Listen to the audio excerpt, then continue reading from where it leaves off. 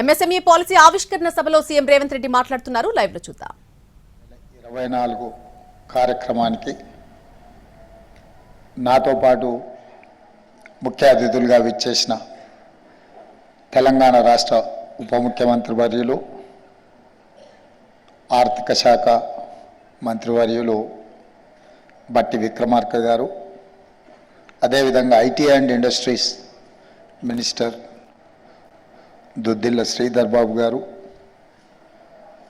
PAC chairperson స్థానిక శాసనసభ్యులు అరికపూడి గాంధీ గారు, Telangana industrial infrastructure corporation chairperson Nirmala Jaggareddy గారు, అయిత ప్రకాష్ రెడ్డి గారు, రాయల నాగేశ్వరరావు గారు, వేదిక మీద ఉన్న పారిశ్రామికవేత్తలు, వివిధ సంస్థల యొక్క ప్రతినిధులు, తెలంగాణ సంపద సృష్టిలో భాగస్వాములైన మిత్రులందరికీ కూడా మనస్ఫూర్తిగా అభినందనలు. ఈ కార్యక్రమానికి తెలంగాణ రాష్ట్ర ప్రభుత్వం తరఫున మిమ్మల్ని అందరినీ సాదరంగా ఆహ్వానిస్తున్నాం. ఈరోజు ఈ సమావేశం తెలంగాణ రాష్ట్రం ఏర్పడిన తర్వాత 3వ ప్రభుత్వంగా కాంగ్రెస్ పార్టీ ఏర్పాటు చేసిన ఈ ప్రభుత్వంలో ప్రభుత్వం యొక్క విధి విధానాలను సూక్ష్మ, చిన్న మరియు మధ్య తరహా పరిశ్రమ యజమానులకు మా యొక్క విధి విధానాలను తెలియజేయడమే కాకుండా తెలంగాణ రాష్ట్రంలో మీరు పెట్టుబడులు పెట్టి ఉద్యోగ ఉపాధి అవకాశాలు కల్పించి తెలంగాణ రాష్ట్ర సంపదను పెంపొందించడానికి అవసరమైన ప్రోత్సాహాన్ని అందించాలనే ఈరోజు మా మంత్రివర్గం ఇక్కడికి వచ్చి మీరు చేసిన సూచనలను తీసుకోవడమే కాకుండా మా విధి విధానాలను కూడా మీ ముందు ప్రస్తావించడం జరిగింది. ప్రధానంగా మీకు అందరికీ తెలుసు, ఈ దేశం పివి నరసింహారావు గారు ప్రధానమంత్రి కాకంటే ముందు క్లోజ్డ్ ఎకానమీ, దేశం యొక్క ఆర్థిక పరిస్థితి దెబ్బతింటున్న సందర్భంలో దేశ ప్రధానమంత్రిగా పివి నరసింహారావు గారు బాధ్యతలు చేపట్టిన తర్వాత ఓపెన్ ఎకానమీకి వారు పునాదులు వేయడం జరిగింది. అప్పటి వరకు ఇండియన్ ఎకానమీ క్లోజ్డ్ ఎకానమీగా ఉన్నప్పుడు అంతర్జాతీయ స్థాయి పెట్టుబడులు కానీ వేగంగా పరిశ్రమల విధానం కానీ రాలేదు. స్వతంత్రం వచ్చిన తర్వాత ఎడ్యుకేషన్ రెవల్యూషన్, అగ్రికల్చర్ రెవల్యూషన్ వచ్చింది, కానీ ఇండస్ట్రియల్ రెవల్యూషన్ని మనం సరైన విధంగా అందిపుచ్చుకోకపోవడం వల్ల పరిశ్రమలను ఏర్పాటు చేయడంలో మన దేశం కొంత వెనుకబడ్డది. కానీ పివి నరసింహారావు గారు ఈ దేశానికి ప్రధానమంత్రి అయిన తర్వాత ఇండస్ట్రియల్ పాలసీలో తీసుకొచ్చిన మార్పులు, పెట్టుబడుల విధానంలో తీసుకొచ్చిన సరళీకృత విధానాలు, క్లోజ్డ్ ఎకానమీగా ఉన్న ఇండియన్ ఎకానమీ ఓపెన్ ఎకానమీగా ఎల్పిజి, లిబరలైజేషన్, ప్రైవేటైజేషన్, గ్లోబలైజేషన్, అంటే ప్రపంచంతో మనం పోటీ పడే విధంగా మన విధి విధానాలను మార్చి ఆనాడు వారు ప్రధానమంత్రిగా, శ్రీ మన్మోహన్ సింగ్ గారు ఆర్థిక మంత్రిగా ఈ దేశంలో గొప్ప విధానాలను తీసుకురావడంతో ఈరోజు భారతదేశము ప్రపంచ దేశాలతో పోటీ పడగలిగిన స్థాయికి మనం ఈరోజు రాణించినాం. ఆ పివి నరసింహారావు గారు మంతని శాసనసభ నియోజకవర్గం నుంచి వారు శాసనసభ్యులుగా పనిచేసి తెలంగాణ రాష్ట్రానికి ముఖ్యమంత్రిగా ప్రాతినిధ్యం వహించారు. వారి తర్వాత మళ్ళీ ఈనాడు అదే మంతని శాసనసభ నియోజకవర్గం నుంచి మిత్రుడు దుద్దిల్ల శ్రీధర్ బాబు గారు ప్రాతినిధ్యం వహిస్తూ ఈరోజు తెలంగాణ పారిశ్రామిక విధానాలను దళితులకు, గిరిజనులకు, మహిళలకు అందుబాటులోకి తీసుకొచ్చి వాళ్ళకు ఇన్సెంటివ్స్ ఇవ్వడమే కాకుండా వాళ్ళను ప్రోత్సహించాలి. సూక్ష్మ, చిన్న మరియు మధ్య తరహా పరిశ్రమలను తెలంగాణ రాష్ట్రంలో నెలకొల్పడానికి అవసరమైన వాతావరణాన్ని సృష్టించాలి అని చెప్పి వారింత గొప్ప కార్యక్రమాన్ని తీసుకున్నారు. వారిని మనస్ఫూర్తిగా నేను అభినందిస్తున్నా. ఏ రాష్ట్రమైనా ఏ ప్రభుత్వమైనా పాలసీ డాక్యుమెంట్ లేకుండా ఆ రాష్ట్రం అభివృద్ధి సాధిస్తుంది అని చెప్పి నేను అనుకోవడం లేదు. అందుకే వారు మొదటి సంవత్సరంలోనే విదేశాలలో తెలంగాణ యొక్క విధి విధానాలను వివరించి పారిశ్రామికవేత్తలను ఆకర్షించడమే కాకుండా మన రాష్ట్రంలో ఉన్న సూక్ష్మ, చిన్న, మధ్య తరహా పరిశ్రమలను కూడా ప్రోత్సహించడానికి ఈరోజు ఒక పాలసీ డాక్యుమెంట్ తీసుకొచ్చి మీ ముందు పెట్టి మీ అందరికీ రాష్ట్ర ప్రభుత్వం అండగా నిలబడుతుంది. గత ప్రభుత్వం మీకు ఇచ్చిన మాట ఇన్సెంటివ్స్ విషయంలో గత ప్రభుత్వం ఇచ్చిన హామీని మా బాధ్యతగా తప్పకుండా వాటిని కొనసాగిస్తాం. వాటిని మీకు చెల్లించే విధంగా రాష్ట్ర ప్రభుత్వం ముందుకు వెళ్తుంది. ప్రభుత్వం అనేది continuous process. Government is continuous process. Political executives మారుతుండొచ్చు, కానీ ప్రభుత్వ విధానాలను కొనసాగించినప్పుడే రాష్ట్రం అభివృద్ధి చెందుతుందన్న విషయాన్ని మేము స్పష్టంగా విశ్వసిస్తున్నాం, నమ్ముతున్నాం. దానికి ఉదాహరణనే 94 నుంచి 2004 వరకు నాటి తెలుగుదేశం పార్టీ తీసుకొచ్చిన చంద్రబాబు నాయుడు గారు చేపట్టిన ఐటీ రెవల్యూషన్ని డాక్టర్ వైఎస్ రాజశేఖర రెడ్డి గారు వచ్చిన తర్వాత అంతకంటే వేగంగా ముందుకు తీసుకెళ్ళిండు. కాబట్టి ఇవాళ ఈ ప్రాంతంలో శిల్పారామం వచ్చింది, ఆ పక్కన హైటెక్ సిటీ వచ్చింది, ఈ ప్రాంతంలో వందల వేలాది ఐటీ కంపెనీలు వచ్చినాయి, ఔటర్ రింగ్ రోడ్ వచ్చింది, అంతర్జాతీయ ఎయిర్పోర్ట్ వచ్చింది. దీన్నే కాదు 1960 దశకంలో ఆనాటి కాంగ్రెస్ ప్రభుత్వం పండిత్ జవహర్లాల్ నెహ్రూ గారు, శ్రీమతి ఇందిరాగాంధీ గారు ఏర్పాటు చేసిన ఐడిపిఎల్ వల్లనే ఈరోజు దేశంలోనే ప్రపంచంలోనే ఫార్మా కంపెనీలో, ఫార్మా ఇండస్ట్రీస్లో మనం అగ్రభాగాన నిలబడ్డాం. మన కోవిడ్ వచ్చి ప్రపంచాన్ని వణికించినప్పుడు 4 వ్యాక్సిన్లు ఈ దేశంలో కోవిడ్ వ్యాక్సిన్స్ తయారైతే 3 వ్యాక్సిన్స్ హైదరాబాదు, తెలంగాణ రాష్ట్రం నుంచే ఉత్పత్తి చేసినాము. ఈ దేశంలో బల్క్ డ్రగ్స్ ప్రొడక్షన్లో తెలంగాణ రాష్ట్రం 35% స్టేక్ హోల్డర్. అంటే 1960స్లో ఐడిపిఎల్ని ఏర్పాటు చేయడం, ఐడిపిఎల్లో పనిచేసిన ఉద్యోగులు, రీసెర్చ్ స్కాలర్స్ వాళ్ళందరూ ఏర్పాటు చేసిన ఫార్మా కంపెనీలే ఈరోజు ఈ స్థాయిలో తెలంగాణ రాష్ట్రం రావడానికి ఉపయోగపడ్డది. అదే కాదు, బట్టి విక్రమార్క గారు చెప్పినట్టు డిఫెన్స్ ఇన్వెస్ట్మెంట్స్ కానీ, బిహెచ్ఎల్ కానీ, ఇతర చాలా పరిశ్రమల ఆనాడు పారిశ్రామిక విధానంలో తెలంగాణ ప్రాంతాన్ని హైదరాబాదు నగర కేంద్రంగా ఏర్పాటు చేసిన పరిశ్రమలు ఈరోజు ఒక చిన్న గ్రామంగా ఉండే బిహెచ్ఎల్ ఒక పెద్ద పట్టణంగా మారింది.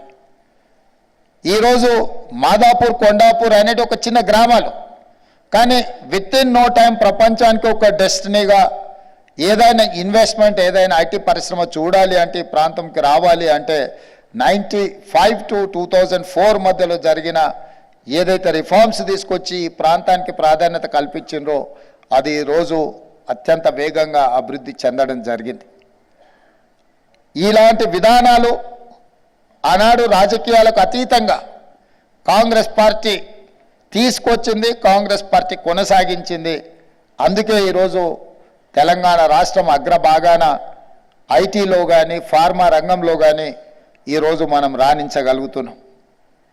పరిపాలనలో అనుభవం ఉన్న మేము కాంగ్రెస్ పార్టీ పరిపాలన విషయంలో, ప్రభుత్వ విధానాలు, పరిశ్రమల ఏర్పాటు విధానంలో మాకు ఎలాంటి బేసిజాలు లేవు.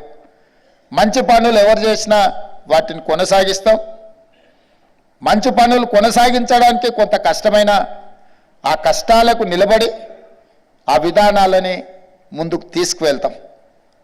అదేవిధంగా కొన్ని రాష్ట్ర ప్రయోజనానికి విఘాతం కలిగించే అంశాలు ఏమైనా ఉంటే వాటిని తొలగించి నూతన విధి విధానాలను ఖరారు చేయడానికి మా ప్రభుత్వం ఏమాత్రం వెనక్కి పోదు.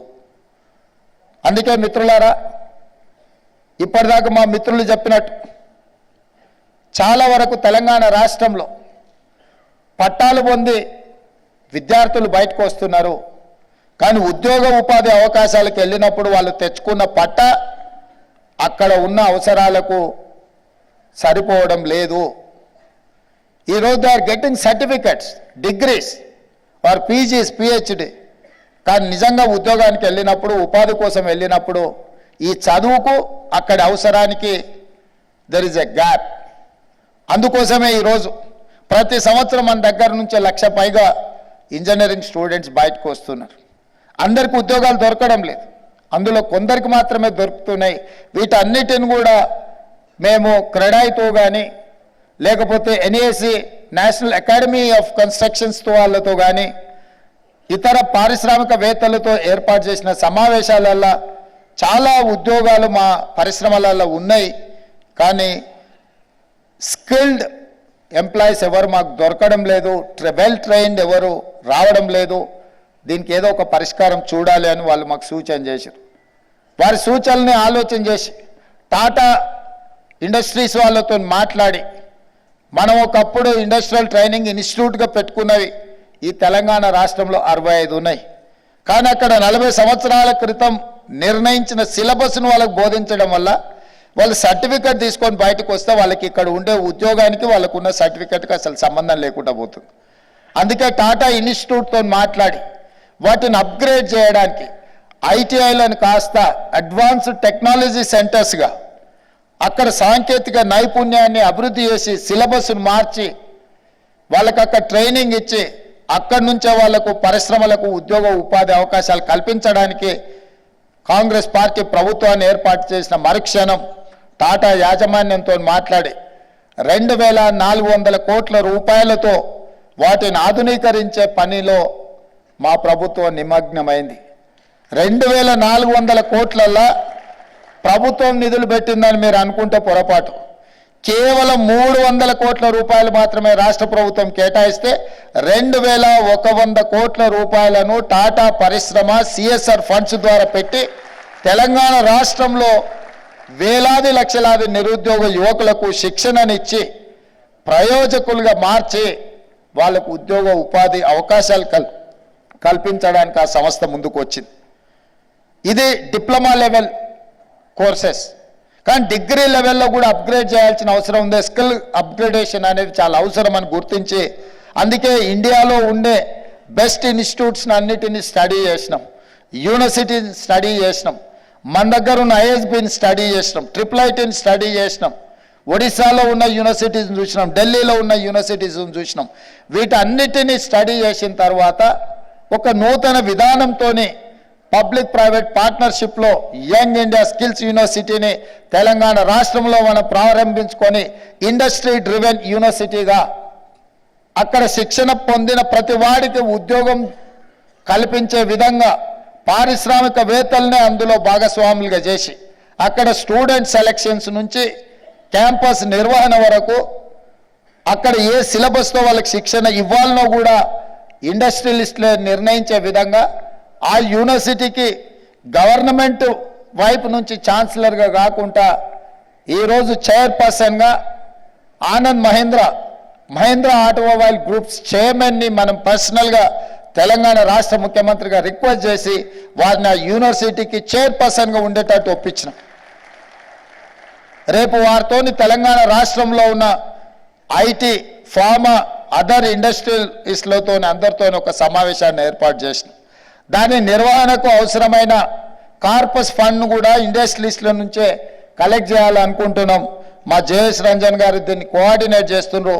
నాకు తెలిసి రేపు ఒక్కరోజే, రేపు ఈవినింగ్ ఆనంద్ మహేంద్రతో ఏర్పాటు చేసిన ఈ పారిశ్రామికవేత్తలతో ఒక చిన్న గెట్ టుగెదర్ మినిమం 300 నుంచి 500 కోట్ల రూపాయల పరిశ్రమలు ఈ యూనివర్సిటీని నిర్వహించడానికి ఇవ్వడానికి ముందుకు వచ్చి ఒక కార్పస్ ఫండ్ క్రియేట్ చేసి బడ్జెట్ కన్స్ట్రెయిన్స్ లేకుండా, ఆర్థిక ఇబ్బందులు లేకుండా యూనివర్సిటీని నిర్వహించడమే కాకుండా గ్రామీణ ప్రాంతాలలో ఉన్న చదువుకున్న నిరుద్యోగ యువకులకు శిక్షణ ఇవ్వడం ద్వారా ఉద్యోగ ఉపాధి అవకాశాలు కల్పించడానికి ఈ ప్రభుత్వం విధి విధానాలను ఖరారు చేసింది.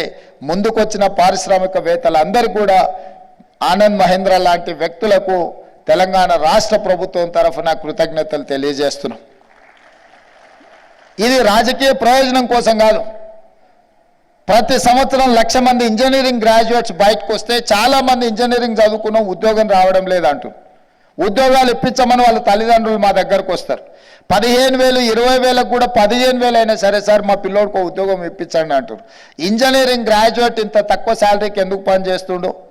ఏదైనా కన్స్ట్రక్షన్ కంపెనీ సైడ్ కొంచెం ఫీల్డ్ ఎక్స్పీరియన్స్ ఉండి ప్రాక్టికల్గా అనుభవం ఉన్న వాళ్ళని చూస్తే 40,000 50,000 తక్కువ కాకుండా ఎవరు రావడం లేదు.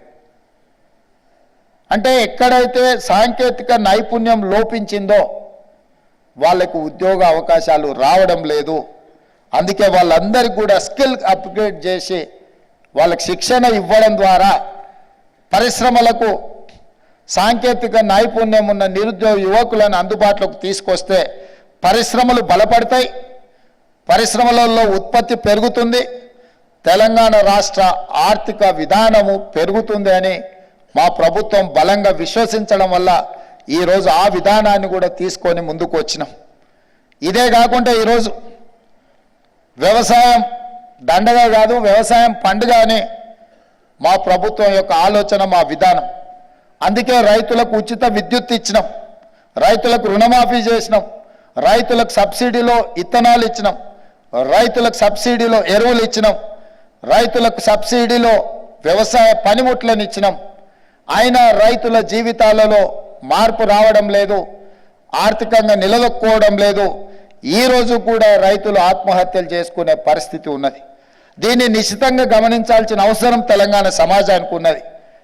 నిన్నగాక మొన్న బట్టి విక్రమార్క గారి సహకారంతో 2 లక్షల రూపాయల వరకు రుణమాఫీని 18,000 కోట్ల రూపాయలను 27 రోజుల్లో రైతుల ఖాతాలో వేసి రైతులకు రుణ విముక్తులను కలిగించిన చర్యలు కూడా చేపట్టినాం.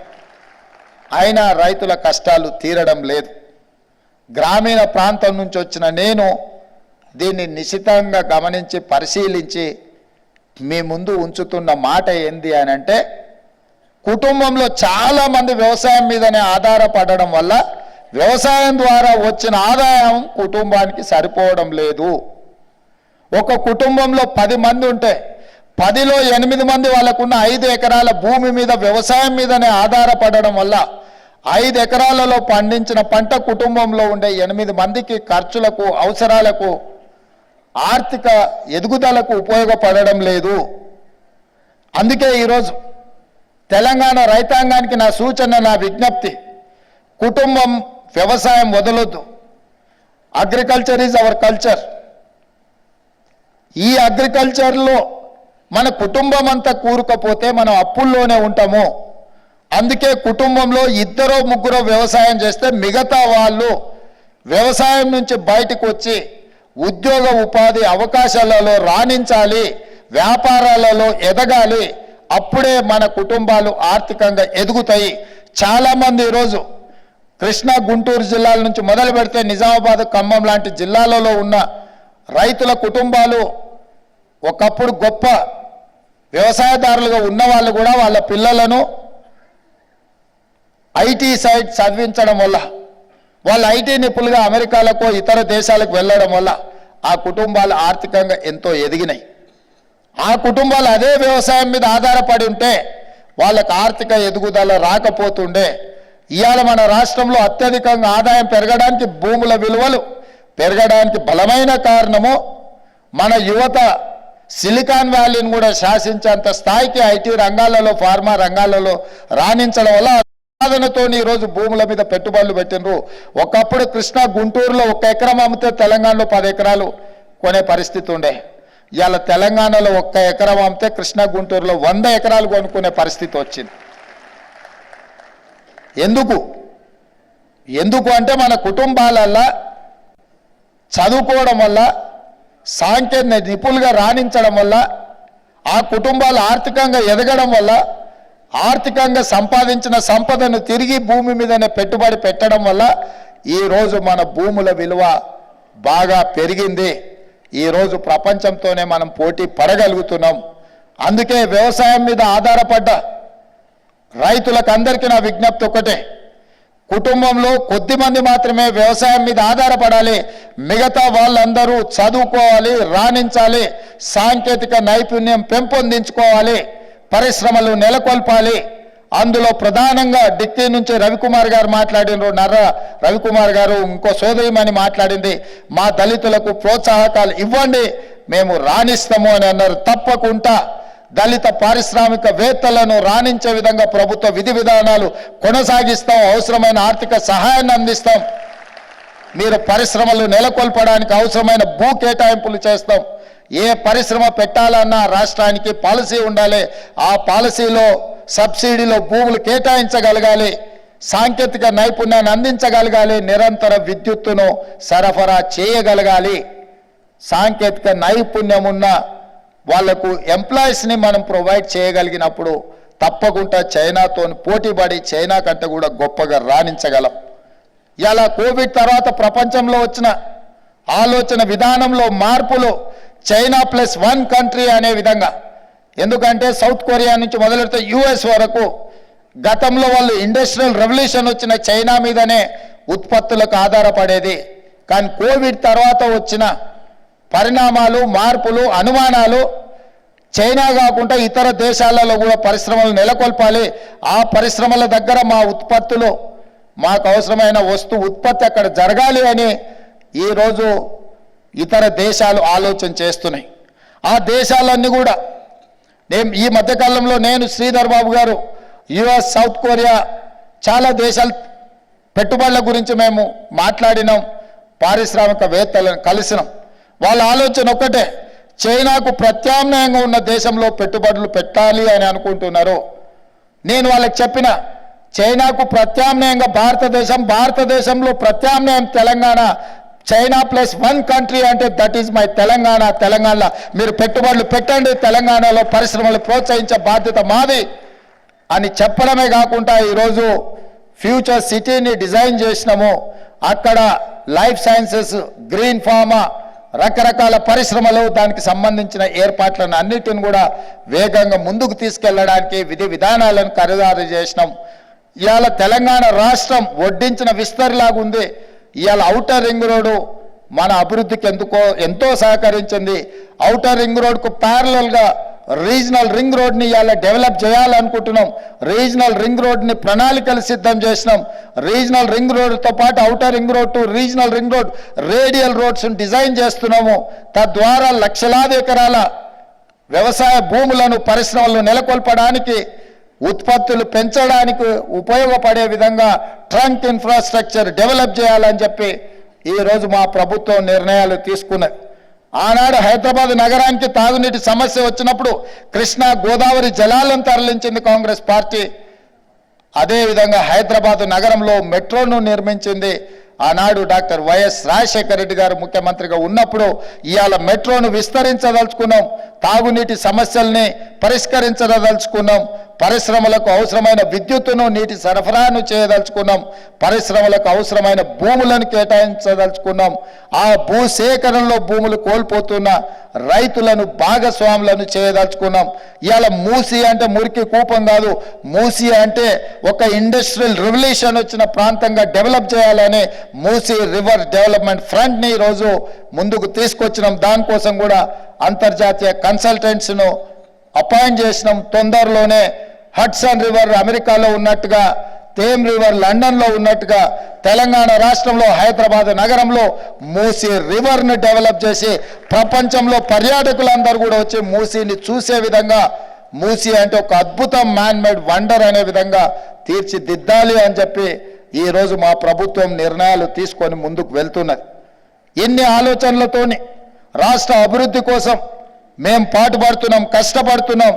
మేమందరం కూడా ఈరోజు కష్టపడుతున్నాం. కొందరికి అనుభవం ఉంది, కొందరికి అనుభవం లేకపోయినా కష్టపడాలన్న ఆలోచన, ఈ రాష్ట్రాన్ని అభివృద్ధి పదం వైపు నడిపించాలన్న ఆకాంక్ష మాకున్నది. మీరందరూ పెట్టుబడులు పెట్టండి, మీకు అవసరమైన అన్ని సహకారాలు మా ప్రభుత్వం అందిస్తుంది. ఈ ప్రభుత్వం ప్రజాపాలనను అందిస్తుంది, ప్రజలకు అందుబాటులో ఉంటుంది. ఎప్పుడు ఎవరైనా ఈ ప్రభుత్వాన్ని కలవచ్చు. ఈ ప్రభుత్వం గడీల మధ్యన లేదు, ఈ ప్రభుత్వం ప్రజల మధ్యన ఉంది. ఈ ప్రభుత్వ కార్యాలయాల దర్వాజాలు బార్లా తెరిచి ఉన్నాయి. ఎప్పుడైనా మీరు రావచ్చు, మీరు చెప్పొచ్చు, మీరు చేసే విలువైన సూచనల్ని మా ప్రభుత్వం తప్పకుండా పాటిస్తుంది. ఎప్పుడైతే దళితులు గిరిజనులు ఆర్థికంగా ఎదుగుతారో, మహిళలు ఆర్థికంగా నిలదొక్కుంటారో, ముఖ్యంగా ఆర్థిక వ్యవస్థ మహిళల చేతుల్లో ఉన్నప్పుడే ఆ కుటుంబం బాగుపడుతుంది. ఏ గ్రామంలో అమ్మ చేతిలో పెత్తనం ఉంటుందో ఆ కుటుంబం బాగుపడ్డది మేము కళ్ళతో చూసినాం. అందుకే 63 లక్షల మంది సెల్ఫ్ హెల్ప్ గ్రూపు మహిళల్ని 1 కోటి మందికి పెంచాలి, 1 కోటి మందిని కోటీశ్వరులను చెయ్యాలన్న లక్ష్యంతోనే మా ప్రభుత్వం ప్రణాళికలు సిద్ధం చేస్తుంది. ఇదే శిల్పారామం పక్కనే నైట్ బజార్ అని చెప్పి 3 ఎకరాల పైన ఈరోజు ఆ ప్రాంతాన్ని సెల్ఫ్ హెల్ప్ గ్రూప్లకు కేటాయించడం, వాళ్ళు చేసే ఉత్పత్తులను అక్కడ ప్రపంచానికి పరిచయం చేసే విధంగా, మార్కెటింగ్ చేసుకునే విధంగా 3 ఎకరాల స్థలాన్ని మహిళలకు కేటాయించి తొందరలోనే అక్కడ మహిళలు చేసే ఉత్పత్తి వాళ్ళ వస్తువులన్నిటిని కూడా అక్కడ ప్రదర్శించడానికి, అక్కడ మార్కెటింగ్ చేయడానికి మా ప్రభుత్వం ముందుకు వచ్చింది. 1,00,000 కోట్ల రూపాయలు జీరో వడ్డీతోనే మహిళలకు రుణంగా ఇప్పించాలి అని చెప్పి ఈరోజు మా ప్రభుత్వం నిర్ణయం తీసుకున్నది. మా ఆర్థిక మంత్రి గారు ఆ దిశగా ప్రణాళికలు సిద్ధం చేస్తున్నాడు. ఇదే కాదు, గ్రామీణ ప్రాంతాలలో ఉన్న పాఠశాలలన్నిటి కూడా గతంలో విద్యా కమిటీల పేరు మీద రాజకీయాలు ఉండే. నేను వచ్చిన తర్వాత ఒక కలం పోటుతోని రద్దు చేసి అమ్మ ఆదర్శ పాఠశాల అని చెప్పి సెల్ఫ్ హెల్ప్ గ్రూప్లలో ఉండే మహిళలు ఎవరి పిల్లలైతే ప్రభుత్వ పాఠశాలలలో చదువుతున్నారో ఆ తల్లుల చేతుల్లోనే ఆ పాఠశాల నిర్వహణ మొత్తం వాళ్ళ చేతుల్లో పెట్టినాం. ఈరోజు ఆ పాఠశాలలో జరిగే అభివృద్ధి కార్యక్రమాలు కూడా వాళ్ళతోనే చేయిస్తున్నాం. ఈ రాష్ట్రంలో ప్రభుత్వ పాఠశాలలో 30 లక్షల మంది విద్యార్థులు చదువుకుంటున్నారు. వాళ్ళకు ప్రభుత్వం 2 జతల బట్టలు ఇస్తే సగం అకాడమిక్ ఇయర్ అయిపోయినాక కూడా వాళ్ళకి చేరేటివి కాదు. గతంలో వేరే వాళ్ళకు అవి కుట్టడానికి ఇచ్చేది. అన్ని రద్దు చేసి ఈ మహిళా సంఘాలకే అప్పచెప్తే స్కూలు తెరిచిన మొదటి రోజే 30 లక్షల డ్రెస్సులు వాళ్ళకు మొదటి రోజే అందించి ఈ మహిళలు పారిశ్రామికవేత్తలుగా రాణించారు. అంతకుముందు ఒక డ్రెస్సు కుడితే 25 రూపాయలు ఉండే, దాన్ని 75 రూపాయలకు పెంచి ఆడబిడ్డలకు ఆర్థికంగా మనం నిలబడాలి అని మేము విధానాలలో మార్పు తీసుకొచ్చినాం. ఇవాళ గవర్నమెంట్ స్కూల్స్లో ఉచిత విద్యుత్తునిచ్చి కంప్యూటరీకరణ చేయడం ద్వారా, ఏఐ ద్వారా, టెక్నాలజీతో పిల్లలకు చదువులు నేర్పించాలి. ఆ ప్రభుత్వ పాఠశాలల్లో చదువుకునే పేదల పిల్లలు డాక్టర్లు, లాయర్లు, ఇంజనీర్లుగా రాణించాలి. ఈ సమాజ నిర్మాణంలో వాళ్ళు భాగస్వాములు కావాలి, వాళ్ళు పారిశ్రామికవేత్తలుగా రాణించాలి అన్నదే మా ఆలోచన. వీటన్నిటిని మేము ముందుకు తీసుకెళ్ళాలి అంటే ఎంఎస్ఎంఈలు బలపడాలి. మీరు పెట్టే పరిశ్రమలు వాళ్ళకు ఉద్యోగ ఉపాధి అవకాశాలు కల్పించాలి. మీరు పెట్టే పరిశ్రమలకు ప్రభుత్వం అండగా నిలబడుతుంది. మీరందరూ కూడా కష్టపడండి. ఈ రాష్ట్ర నిర్మాణంలో, ఈ రాష్ట్ర ఆర్థిక ఎదుగుదలలో, ఈ రాష్ట్ర ఎకానమీని $1 ట్రిలియన్ తీసుకెళ్ళాలి అని అంటే ఈ పరిశ్రమలన్నీ కూడా రాణించాలి. ఈ పరిశ్రమలకు సంపూర్ణంగా మా ప్రభుత్వం సహకారం అందిస్తుంది. ఒక ఎంటర్‌ప్రెన్యూర్, అన్ని రకాలుగా అవగాహన ఉన్న వ్యక్తి ఈ శాఖకు మంత్రిగా ఉన్నారు. I'm happy for that. నాకంటే కూడా మా మంత్రి గారికి ఇందులో నైపుణ్యం ఉంది, అవగాహన ఉంది. వారు తీసుకొచ్చే ఏ ప్రతిపాదనైనా నేనైనా, మా ఆర్థిక మంత్రి గారు కొంచెం గట్టిగా కొలిసి మెజర్ చేసి మాత్రమే విడుదల చేస్తారు. ఇది ఖర్చు కాదు, ఇది పెట్టుబడి. ఈ పెట్టుబడి మరింత పెట్టుబడులను పెంచుతుంది. ఎంఎస్ఎంఈలకు ఇచ్చేది మనకి ఎక్స్పెండిచర్గా, దిస్ ఈజ్ అన్ ఇన్వెస్ట్మెంట్ చేయడం ద్వారా పరిశ్రమలు బలపడతాయి. ఆ బలపడ్డ పరిశ్రమలు మళ్ళీ మీకే పన్నులు కడతాయి.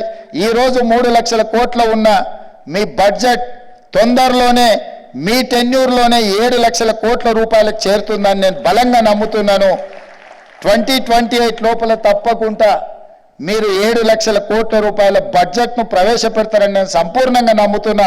అందులో వీళ్ళందరి భాగస్వామ్యం ఉంటుందని చెప్పి నేను సంతోషంగా తెలియజేస్తూ మీ అందరి దగ్గర సెలవు తీసుకుంటున్న మిత్రులారా.